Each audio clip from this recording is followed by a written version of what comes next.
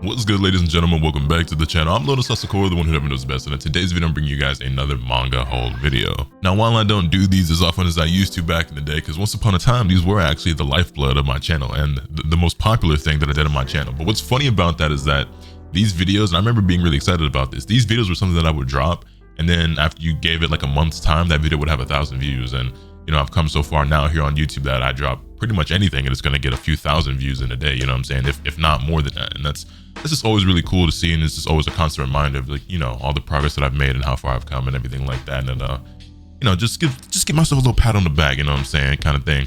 But regardless, here today I have actually a bunch of manga to show you guys, which I'm sure you guys who are watching this are going to be very excited about, because I still get YouTube comments and people in the Twitch chat and everything like that from time to time. A handful of people come through and say, hey, any new manga pickups, any manga haul videos coming soon? So there's definitely a bunch of you guys out there who are still very excited for these videos and look forward to them.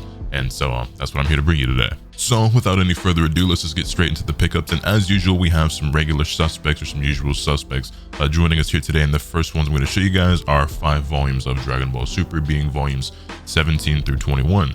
Now, what's worth noting is that the last time I actually picked up some volumes of Dragon Ball Super, I only picked up to volume 13. So you're wondering, you're probably asking, why did I jump from 13 to 17? And that is because for some weird reason, volumes of Dragon Ball Super have actually not been the easiest to get. There are certain volumes that have just been out of stock a lot, and that includes volumes 14, 15, and 16, and especially 16. I actually did recently find 14 and 15, and those are on the way. They just haven't showed up here yet. And I kind of just wanted to get this video out of the way because I've just had this stuff sitting here and I kind of want to put it away. But volume 16 is still really hard to get a hold of. And there's some other series that I've collected here today that also have volumes that are hard to get a hold of. But yeah, I don't know. It's one of those things where I wonder, is like, is it because it's so popular that the volumes are just constantly selling out? But Dragon Ball in particular is one of those series where I'm like, no, Dragon Ball is so popular and so big and sells so much that, like, you should just have a constant stream of these copies and volumes, you know, being produced and at the ready, because it's just like you're always going to be selling Dragon Ball, you know what I mean? But I don't know. Anyway, that being said, I'm still enjoying Dragon Ball Super. Like I've said before, I think everything that comes after the anime is actually far better than what was actually given to us in the anime, which is all the more reason why I understand why people were so disappointed by the fact that Dragon Ball Daima isn't like a sequel to Super that is adapting the manga content. But yeah, also I'm pretty sure I've said this before and I'll say this again as well.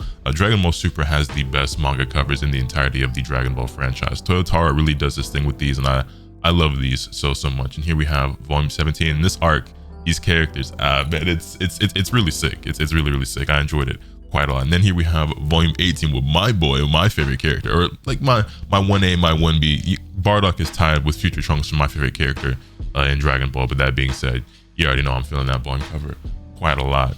And then here we have volume 19, which, speaking of Bardock, you can see here we have the Sun family, right? So Gohan, Goku, Goten, Chi-Chi. And then what's extra dope about this is that when you flip it around, you see in the reflection, it's actually Bardock, Raditz, and Gine, and that's really sick. And you have Goku in the Saiyan space pod. But yeah, like I said, Toyotaro is snapping with these volume covers, man. Rest in peace to Akira Toriyama. I actually don't know how much direction he gives Toyotaro for these volumes in terms of design or ideas or concept or anything like that, or if these are all just straight out of Toyotaro's brain. But either way, I think these are, like I said, the best in the entire series when it comes to just everything. The composition, the colors, the designs, I think they all look really good. And here we have volume 20, once again featuring Bardock. There we go. So 3 back-to-back covers featuring Bardock. Yeah, you know, I'm eating that up. I'm definitely eating that up. And then here we have volume 21 featuring Goten and Trunks, who have finally grown up. And I don't know about you guys, but I'm definitely one of those people who, as a kid and then as a teenager and then as an adult, was always waiting to see Goten and Trunks grow up, because obviously Future Trunks is really cool. And even though Kid Trunks doesn't end up becoming Future Trunks because they just lived totally different lives and had different experiences and everything like that, because in fact our version of Kid Trunks all grown up was actually GT Trunks, who was way dorkier than Future Trunks, but I still liked them. But yeah, I always want to see them grow up, and we actually do see them grow up at the end of Dragon Ball Z. You know, there's like that 10-year time skip. Everybody goes to the World Tournament. Pan is there. She's like 4 years old. And we see teenage Goten and Trunks, and like they're pretty cool, and I like those designs and everything. And I was hoping that one day we would see them, especially when I got older and Dragon Ball Super came back, or not came back, but came out. I was like, oh man, I can't wait to see Goten and Trunks grow up, and they just never really did until just recently, you know, with the superhero movie, and then now in the manga and stuff. But the thing is, like, they don't ever really have like prominent roles or like a slice of the pie when it comes to the main action, the main villains and the arcs and stuff. They're kind of just comic relief side characters, whatever. And I've just come to accept that. It's so cool to see them in the story, whatever. And it just is what it is. But Dragon Ball Super, I don't have to say too much about in terms of like what's going on or what it is. You guys are all aware what Dragon Ball is. You either love it or hate it, or you casually enjoy it. But regardless, we got some of that. Next up, we have the 5th and 6th volumes of Shaman King Flowers, which does complete the series. Shaman King Flowers is the sequel to Shaman King, which follows the story of some of the children of the main characters of the previous title. And it is a 6-volume series that is now complete. And it's been a long time since I've actually read this. I haven't read it since I was a kid. So I'm actually looking forward to sitting down and reading this. This is some like 6 volumes. I can sit down and knock that out in one day, if not one sitting.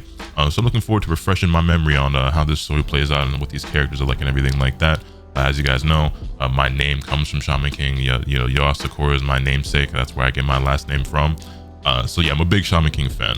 And like I said, it's been a while since I've read this, so I honestly don't even remember most of what happens in the story because it's been so many years since I read it. So this will be a fun little treat for myself to go back and take a trip down memory lane and just, you know what I'm saying, just kind of re-experience that story all over again. I don't know about you guys, but I definitely have things in my life where I like them a lot or they mean a lot to me.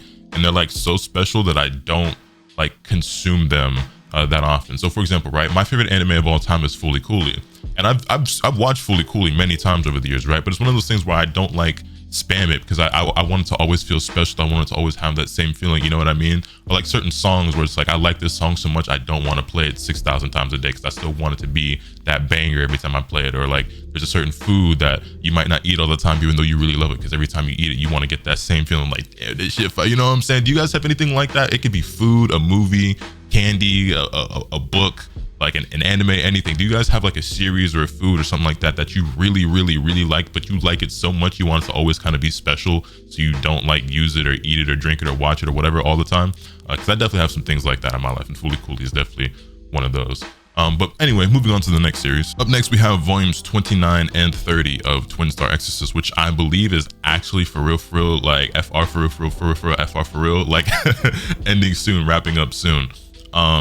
Yeah, the story's been going on for a while, and it is one of my favorite manga series of all time. This is pretty easily in my top 10, I would say. I don't want to gas it up too much, but I enjoy it that much. But I've said this before, and I'll say it again. If you guys feel like you have similar tastes to me, or you enjoy the same types of series as me, I think this is something that you would all definitely enjoy. I've had so many people come to me over the years and say, hey man, thank you so much for recommending Twin Star Exorcists. I love this series, it's so dope, whatever. And it's funny now because I have people who I put onto this series who like keep up with it on a regular basis, and like I'm kind of behind at this point, and like yo, you caught up on Twin Star? Because like, you know what I'm saying? I'm just not really up to date on most of the manga series that I read or collect, just because I'm constantly all over the place, and I also just don't make as much time for reading manga and watching anime as much as I used to. I'm just busier now, and I just don't dedicate as much time to it. Still enjoy it, still definitely do it, but just it used to be a much bigger part of my life than it is now. I used to spend a lot more time doing it than I do now, but I don't know if this will ever be something that I quit doing altogether. But with that being said, volumes 29 and 30, one of my personal favorite series. If you're not familiar with what Twin Star Exorcist is, it's a story about this boy and this girl who are labeled the Twin Star Exorcists. They're basically supposed to get married and give birth to the prophecy child who will end up saving the world from these monsters called Kegare and basically like cleanse the earth. But they end up doing a lot in their own right, and it's one of those things where it's like they don't actually like each other at first, but their relationship starts to grow, they develop feelings for each other, whatever. And it's like an arranged marriage type of thing, so it's like I don't want to be with her and I don't want to be with him, but then you know what I'm saying, and they actually do it really well. I feel like the relationship dynamic is really good. It's really well handled, well written. I think this series is beautifully illustrated. I love the characters, I love the humor in it. I love pretty much everything about it. It's got everything that I want in a series. Great action, great comedy, a little bit of romance in there, just tiny bit of slice of life in between some of the major arcs and everything like that.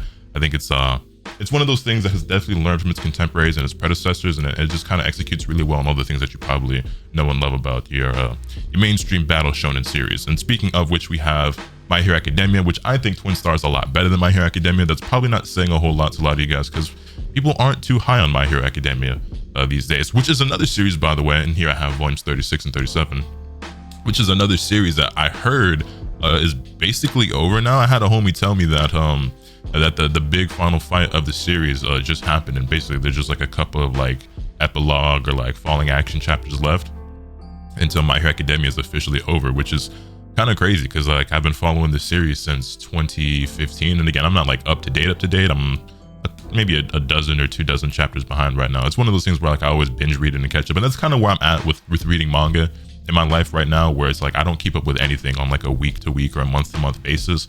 I kind of just I let the chapters build up and then I'll binge read it at a time. And I feel like every time I do a manga haul video, I'm like, yeah, I'm so far behind on this and I'm behind on that. It's like, brother, you buying all this manga, are you actually reading it? And like I am, but like I'm always behind when I do it because like I'm not always up to date. You know what I'm saying? Like I think the closest thing I'm up to date on is Dragon Ball Super. I'm like 2 chapters behind on Dragon Ball Super. Everything else I'm like, you know, I got a good handful of chapters to catch up on. Yeah, I heard My Hero is actually wrapping up now, and that there's only a couple of chapters left. So that's interesting. Unless they pull the rug out from under us and snatch somebody's ankles, and it's like, actually there's this to do or whatever. Yeah, I enjoy My Hero. It's not one of my favorite series of all time by any means, but I think much like Twin Star, but in a lesser way, it has learned from the series that are around it and that came before, and it just executes well on those things. I think My Hero kind of gets overhated a little bit, maybe partially because of the fandom being kind of less than desirable to be around, but that's, you know, it is what it is. You can say that about any fandom, honestly, or just anime and manga fans in general, if we keep it in the stack. Anyway, moving on, we have a brand new addition to the collection. This is a new series that some of you may be familiar with, but this is a series that I watched anime with my girl, and this has probably become one of my top 10 favorite anime of all time. I enjoyed it so much that I wanted to go out and start collecting the manga. And this is one of those series where those volumes are kind of hard to get a hold of, and I flashed it on camera there so you might have saw. But here we have volumes 1 through 8 of Frieren Beyond Journey's End. And if you're not familiar with what Frieren is, here, I'll read the blurb for you on the back and then kind of give you a little breakdown of it as well in my own words. Elf mage Frieren and her courageous fellow adventurers have defeated the Demon King and brought peace to the land, but Frieren will long outlive the rest of her former party. How will she come to understand what life means to the people around her? Decades after their victory, the funeral of one of her friends confronts Frieren with her own near immortality. Frieren sets out to fulfill the last wishes of her comrades and finds herself beginning a new adventure. So basically, this girl right here, this little silver-haired mage, this is Frieren, and she's an elf who went on an adventure with these characters that you see on the front cover, and they went and defeated the Demon King and saved the world. Cool. That sounds like something that could have been its own entire anime. That's just the first episode. Basically, she's an elf, so she lives for like thousands of years. But 2 of the other members, they're humans, so they have a regular human lifespan. And then there's, you know, this dude over here who lives a lot longer than humans, but he's not immortal. He's not going to live nearly as long as Frieren. But basically, they all start getting old and dying off. She's like, damn, I didn't really appreciate the adventures that we had and the bonds that we forged, and I kind of just took everything for granted, and everything kind of went by for her in like the blink of an eye, because she disappears for like 50 years, like going around the world or the country or whatever, and then she comes back and everyone's like dying. She's like, oh, I feel like I was gone for like a day or whatever, you know what I'm saying? It's her, she didn't really think much of it, and then she starts to kind of realize like, damn, I kind of took all that for granted or whatever. And then she sets off on a new adventure and a new journey, makes some new friends, forges some new bonds, get some new teammates, comrades, whatever. And it's really dope. It's like a slice of life / adventure, fantasy, a little bit of action in there. Like I don't want to call it an action series, but when it does have action, it's really good. And like I said, I think that anime has become like a top 10 favorite all time for me. I enjoyed it that much. And so I went out and collected the manga. However, what you'll notice here is that I have volumes 1 through 8, but I'm actually missing volume 4. These volumes are really hard to get a hold of. They're constantly out of stock. And this is one of those series where it's like, maybe I don't know how popular it is. I want to assume that it's pretty popular in mainstream. Obviously not on the scale of like a My Hero or a Dragon Ball, but in terms of like seasonal anime and like, you know, current like manga, it's probably got to be up there, right? I don't think it's particularly obscure or anything like that.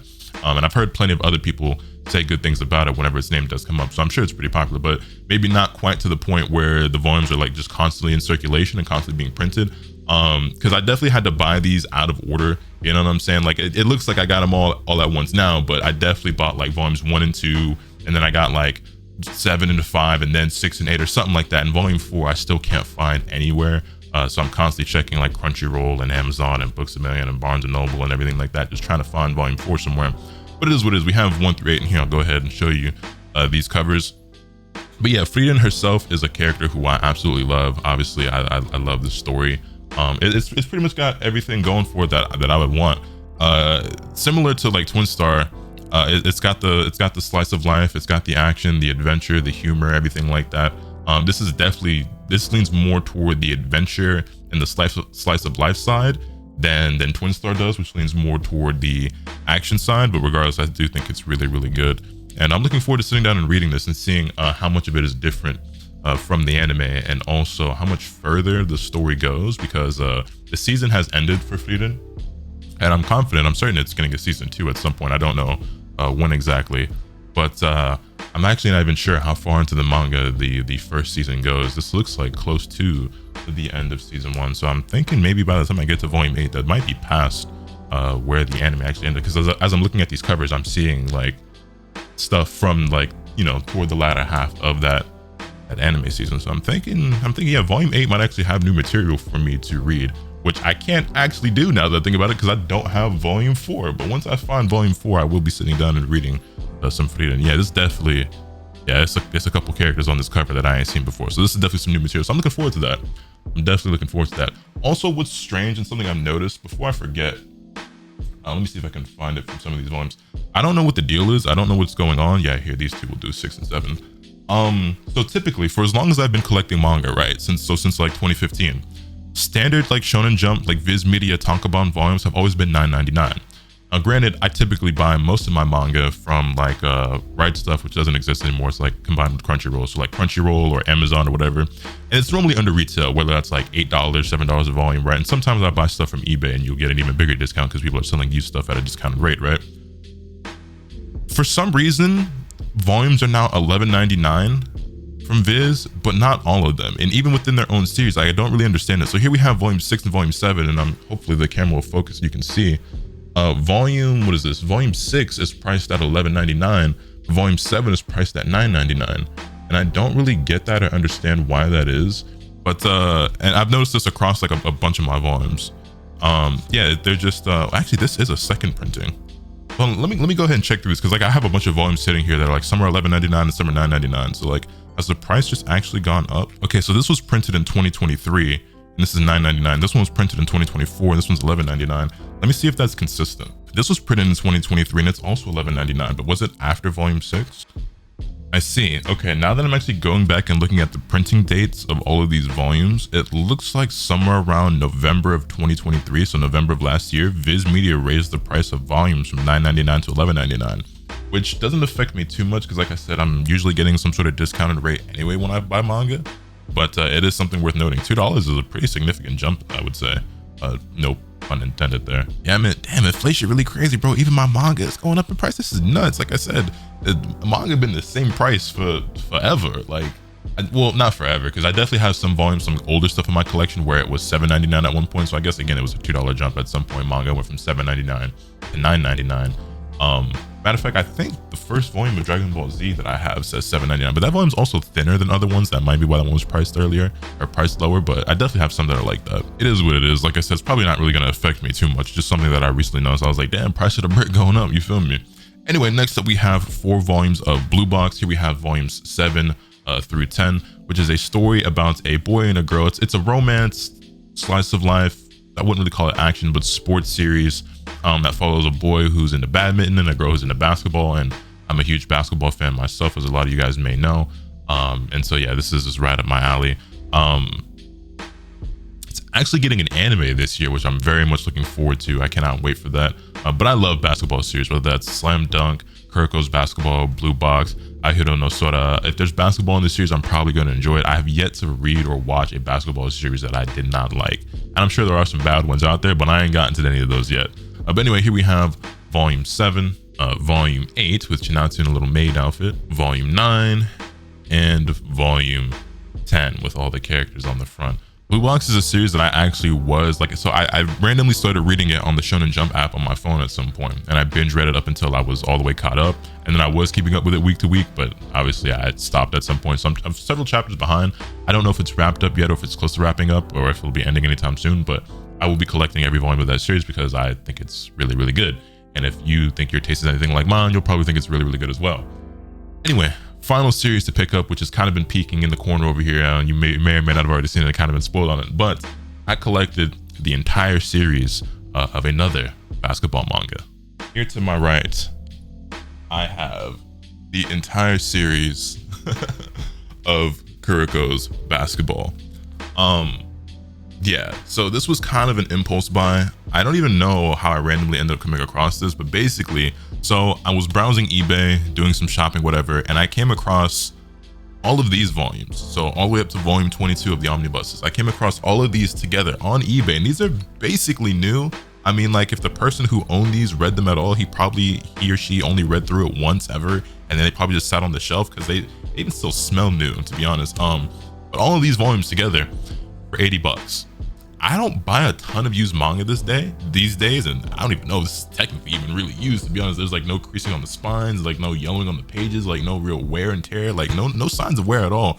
But $80 for 22 volumes of manga, or I guess 11 if you want to break it down into, you know, whatever. But yeah, I don't remember if I mentioned earlier, but we have close to 40 volumes in this haul altogether, but it's more than 40 if you want to count each of these as two, right? I think it's like 37, 38. I'll do a recount after in a moment here. But yeah, it's a lot more than that if you want to count each of these as two, which I guess technically you should. But yeah, Kuroko's Basketball is one of those anime that became like a top 10 favorite all time for me.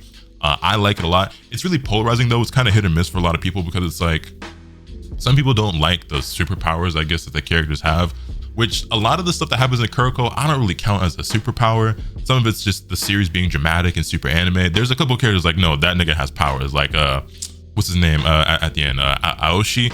He got superpowers, but like Kuroko ain't got no powers. He don't really turn invisible. He's just small and moves really fast and like ducks under people and like does really good at cutting and pivoting and stuff like that. And he throws some crazy passes, but like most of the characters in Kuroko don't actually have powers. It's not really until like close to the end where it's like, okay, he might have a superpower. Like, you know what I'm saying? Like Aomine is just really athletic. Kagami's just really athletic. You know what I'm saying? Like Kisei is like, okay, he's just copying people's moves, but like plenty of people can do that. You know what I'm saying? That being said, Kuroko's not very realistic. If you want realistic, you got to read or watch Slam Dunk, which is what heavily inspires this. Kuroko is basically Slam Dunk with some unrealistic abilities thrown in. You know what I'm saying? That's essentially what it is. But I love it. And I didn't think I was ever actually going to collect this series, because if I'm being honest, I'm not a fan of these 2-in-1s. I'm not a big fan of like omnibus volumes in general, and I think these are kind of ugly, if I'm being honest. And I like to add stuff to my collection that I think looks really cool. But for such a great price on a series that I've always wanted to read, and for an anime that I really, really love, I was like, you know what, I gotta run that. It's $80 for 22 volumes. Like, you cannot beat that. And then I got these last 4 volumes from the Crunchyroll store for like, I forget the price, like $12 a piece. So I basically paid, I forget the exact amount. I paid like $120, $130, I think, for the entirety of the series, which is a hellified steal, because typically these volumes are $17 a piece. So 17 times 15, you know what I'm saying? That's $255 or somewhere around there, right? So it's just like, yeah, I mean, for getting it half off, basically, I couldn't pass that up. So I'll go ahead and show you guys all of these. But here we have volume 1. And if you're not familiar with what Kuroko's Basketball is about, basically, it starts off talking about this boy named Kuroko, who was the main boy you see there with the blue hair, who was featured on the first volume. And he was part of this middle school basketball team called the Generation of Miracles. There were 5 players on that team who were really, really skilled, and you know, they kind of had these special abilities or powers or whatever that make them really good at basketball. Like, one of them is a really, really good 3-point shooter. The other one's like super, super athletic. Then they had this center who was basically Shaq, and you know, so on and so forth, right? And then Kuroko himself is like the 6th man, and they call him like the Phantom 6th man. He comes off the bench. He's a really good passer, and he's like kind of small, and he's like pretty quick and stuff. And he does things where like he turns invisible, but he's not really turning invisible. He'll just do stuff where like he does like a really good cut, or like, you know what I'm saying, like he swoops down real low, like under the defender or something like that. And yeah, so but anyway, so then this is them following Kuroko in high school as he joins his high school basketball team, meets some new teammates. And then his team goes up against the teams that all of his former middle school teammates have gone to, because everybody on that Generation of Miracles team has gone to a different high school now, and they all end up, you know, playing against each other and so on and so forth. And it's, you know, basically what you expect from a sports series. But it's really, really, I think most of you guys are probably familiar with Kuroko. Well, Kuroko was really popular in its heyday, but it's getting old now, I guess. I want to say Kuroko came out in like 2008, 2009. I forget exactly when it ended, but you know, it was never quite as big as Haikyuu, but I've always liked it way more than Haikyuu. Well, I can't even really say that, because I've sat down to watch Haikyuu multiple times, and every single time I've sat down to watch Haikyuu, I get like 8 to 10 episodes in. I'm like, damn, this is really good, and then I never finish it, and I've never tried reading it either.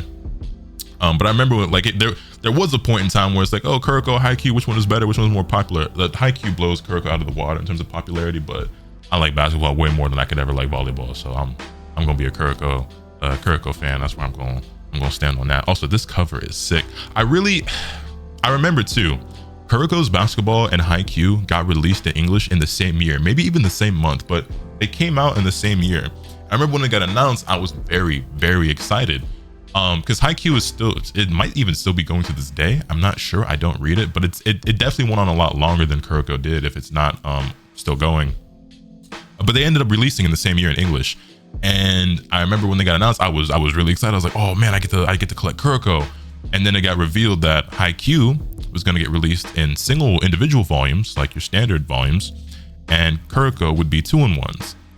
And I remember being extremely disappointed about that. Because like I said, I've just never been a big fan of omnibuses. I just prefer the regular single tankobon volumes. I know some people might prefer these because it's like you can save money, you can save space, and not even really save space, because this honestly just is as thick as like 2 volumes stacked up on top of each other. Maybe even thicker, to be honest. Like, okay, no, it's slightly thinner. It's like slightly thinner, but like it's really, I mean, I guess when you have this many of them, like that saving that amount of space does add up, but that wasn't really a concern of mine, especially since I had so many less volumes back then. But I was really disappointed. And then when they actually showed what they look like, I was like, damn man, those are kind of ugly. And I never collected them because I just was never a fan of it. But at this price, and it's something I've kind of been on the fence about for a couple of years now, I was like, you know what, bro, I'm gonna pull the trigger, because why not? Why not? It's really not that deep. It's really not that big of a deal. You know what I'm saying? I'm just petty like that sometimes, you know what I mean? I'm just kind of shallow about some of the manga that I collect. But it is what it is. Anyway, here we have volumes 21 and 22. But yeah, if you're gonna ask me which series do I like more between Kuroko and Slam Dunk, the answer is Slam Dunk, but I do like Kuroko quite a lot. I've never finished the Slam Dunk anime, but the anime doesn't finish the manga anyway. But yeah, Kuroko, I'm sorry, Slam Dunk is kind of like the Evangelion of like sports manga or like basketball manga, I would say, because it feels like all the other sports series, and especially the basketball series that I've read, take a lot of influence and inspiration and stuff directly from it. And not that that's a bad thing, because Slam Dunk is an incredible story and incredible series. So to me, it's just like, you know, you're doing the right thing. Anyway, here we have volumes 23 and 24. Pretty cool cover. I like that quite a lot. Then we have 25 and 26. Another really nice cover. This like final stretch of covers is really cool, which is all the more reason why I wish I could get the individual volumes. But it is what it is. This one actually reminds me of Bleach quite a lot, I guess just because of the negative space. Even just like the shading and everything. And then in the final volume we have 29 and 30. But yeah, I think with that is every volume that I have collected since the last time I did one of these videos.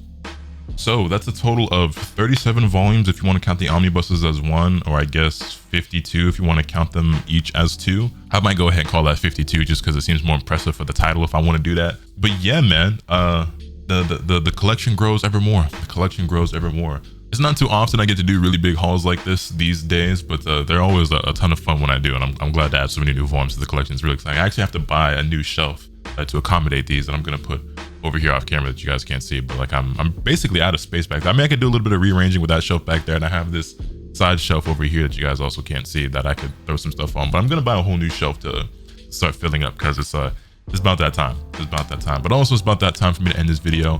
What do you guys think? What did you think of the pickups that I have? Any comments, questions, concerns, anything that you guys want to chat with me about down there in the comment section? And also, what series have you guys recently gotten into or started collecting or picking up? How are your manga collections coming along? And is there anything new that you're really excited about, or anything that's upcoming that you're really excited about? Feel free to put me on to some new stuff down there as well. But let me know your thoughts in the comment section down below. Hit this video with a like if you enjoyed. Subscribe if you haven't already, so you can stay tuned for all those content that I'm bringing you. With all of being said, it's pretty much off today. And remember, nothing can happen until you swing the bat. Later.